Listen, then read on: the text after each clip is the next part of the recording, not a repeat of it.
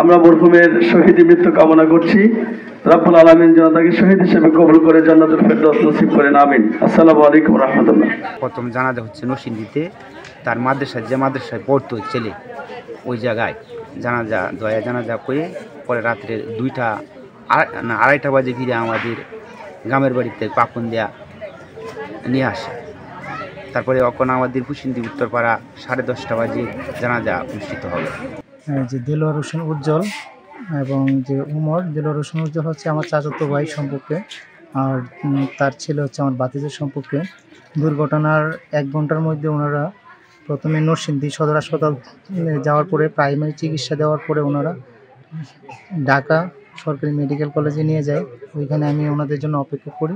দেন ওনারা আসার পরে আমি ঢাকা মেডিকেল কলেজে ওনাদের ভর্তি প্রক্রিয়া সম্পূর্ণ হয়।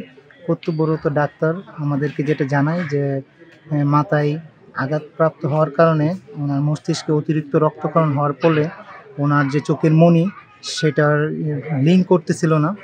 কর্তব্য ডাক্তার আরও জানায় যে ওনার যে বেঁচে থাকার সম্ভাবনা প্রায় ক্ষীণ। তো যখন ওনারা লাইফ সাপোর্টে দেয়, লাইফ সাপোর্টে থাকা অবস্থায় তারা বললো যে আমরা তাহলে যেহেতু রক্ত বের হচ্ছিলো, তখন বলছে আগে রক্তটা বের হওয়াটা কমাতে হবে। এই জন্য ওনারা যখন ব্যান্ডেজ করতে নেই তখন তার আসলে মৃত্যুটা হয়। আর যে ভাতিজা উমর, সে অবশ্যই হাসপাতালে নিয়ে আসার আগ মুহূর্তে আমরা খবর পাই যে মারা গেছে। আমরা যখন রিসিভ করি তখন তাকে ডাক্তার মৃত হিসাবে চিহ্নিত করে। আর মরহুমার হচ্ছে 2 মেয়ে রেখে গিয়েছেন এবং তার ওয়াইফ, ওরা মোটামুটি সুস্থ আছে। বড় মেয়েটা মোটামুটি ভালোই আঘাতপ্রাপ্ত হয়েছে, এখন ডাক্তারের পরামর্শক্রমে সে গ্রামের বাড়িতে আছে। সবার জন্য আপনারা দোয়া করবেন।